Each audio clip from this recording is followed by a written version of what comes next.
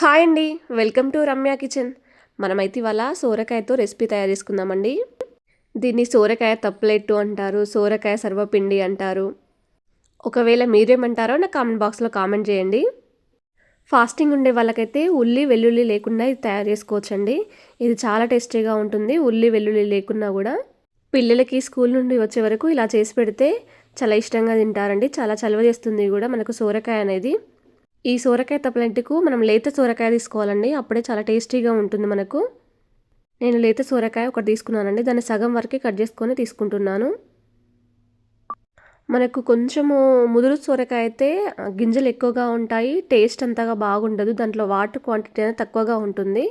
లేత సోరకాయలో మనకు వాటర్ అనేది ఎక్కువగా ఉంటుందండి. ఇలా కట్ చేసుకున్న తర్వాత దీన్ని మొత్తం చెక్కు తీసేయండి పైన మొత్తము. ఈ పైన పొట్టుతో కూడా మనం పచ్చడి చేసుకోవచ్చండి. అది కూడా చాలా టేస్టీగా ఉంటుంది. చూడండి, ఈ విధంగా మొత్తం చెక్కు తీసి పెట్టుకున్నాను నేను. దాన్ని సగానికి కట్ చేసి మళ్ళీ మధ్యలో కట్ చేసి దాని గింజలన్నీ తీసేయండి. మనం దీంట్లో ఇలా గింజలు వేయొద్దండి. అలా వీడియోలో చూపించినట్టుగా తీసేయండి మొత్తము.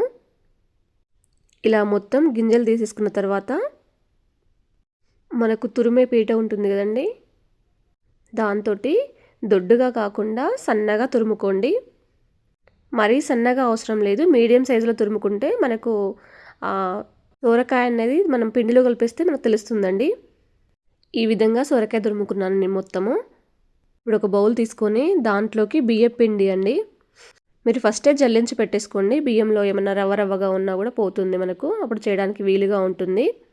నేను ఏదైనా కప్పుతో కానీ ఏదైనా గ్లాస్తో కానీ తీసేసుకోండి. నేనైతే ఒక కప్పున్నర వరకు తీసుకున్నానండి. సోరకాయ తురుము కప్పు అయితే మనం కప్పున్నర వరకు బియ్యం పిండి తీసుకుంటే సరిపోతుంది.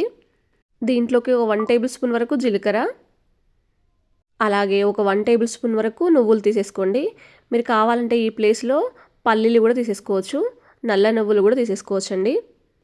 అలాగే ఒక అర్ధగంట ముందు నానబెట్టేసుకున్న పచ్చిశనగపప్పు అండి. నానబెట్టేసుకొని వేసుకుంటేనే ఇందులో మనకు టేస్ట్ అనేది తెలుస్తుంది, త్వరగా వేగిపోతుందండి. పచ్చిమిర్చి కూడా పేస్ట్ చేసుకున్నానండి. ఓన్లీ పచ్చిమిర్చి పేస్ట్ ఇది. ఒక 4 పచ్చిమిరపకాయలు నేను మిక్సీకి వేసాను. నాకు 1.5 టేబుల్ స్పూన్ వరకు వచ్చిందండి పచ్చిమిర్చి పేస్టు. ఇది పూర్తిగా ఆప్షనల్ మాత్రమేనండి. కావాలంటే మీరు రెడ్ చిల్లీ పౌడర్ కూడా వేసేసుకోవచ్చు. పచ్చిమిర్చి అనేది కొంచెం టేస్ట్గా ఉంటుంది, కాబట్టి చిన్నగా తరిగి వేసేసుకోండి.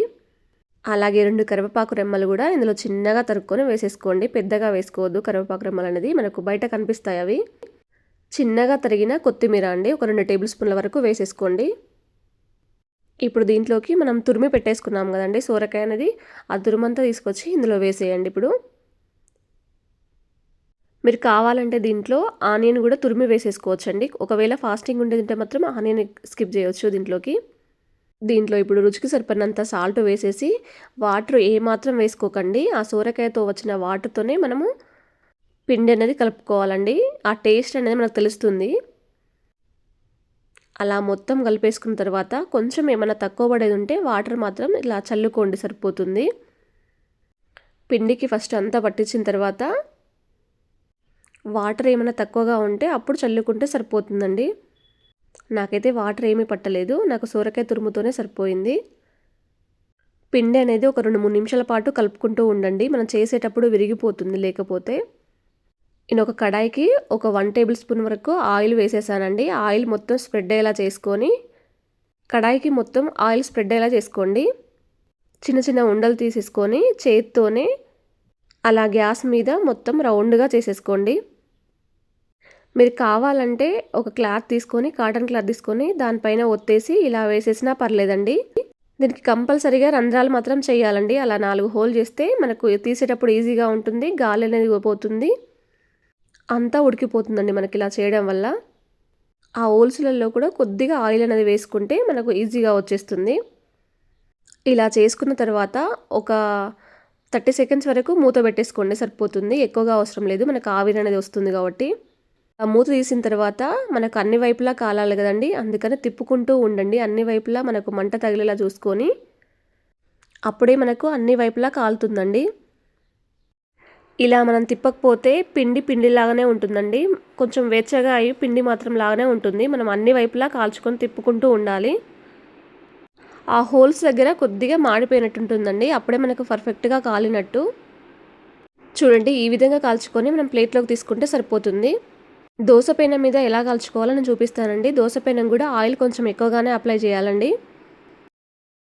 మనం కడాయిలో అయితే ఎలా చేసామో అలానే మొత్తం చేత్తోనే స్ప్రెడ్ చేయండి, లేదంటే క్లాత్తో కూడా చేసుకొని దీనిపైన వేస్తే సరిపోతుంది.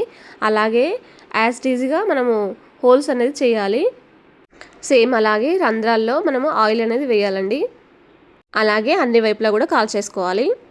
చూడండి ఈ విధంగానే అన్నీ కాల్చుకొని ఒక ప్లేట్లోకి తీసేసుకోండి. నేను ఈ విధంగా కాల్చుకొని ఒక ప్లేట్లోకి తీసేసుకున్నానండి. అన్నీ కాల్చేసుకున్నాను. చపాతీ పెనం మీద కూడా మనం కాల్చేసుకోవచ్చండి, కాకపోతే కొంచెం ఆయిల్ ఎక్కువగా పడుతుంది అంతే. అంతేనండి, ఎంతో టేస్టీగా ఉండే సోరకాయతో చేసే రెసిపీ అనేది తయారైపోయింది. దీన్ని మనం ఏ చట్నీ లేకున్నా కూడా తినేయచ్చు అండి, లేదంటే టమాటా సాస్తో తిన్నా కూడా చాలా టేస్టీగా ఉంటుంది. సోరకాయ కూడా చాలా హెల్దీ అండి, మనకు చాలా చలవ చేస్తుంది కూడా. ఈ వీడియో మీకు నచ్చిందా? మీ ఫ్రెండ్స్కి రిలేషన్కి షేర్ చేయండి. మీరు ఫస్ట్ టైం చూసేది ఉంటే మాత్రం సబ్స్క్రైబ్ చేయడం మాత్రం మర్చిపోకండి.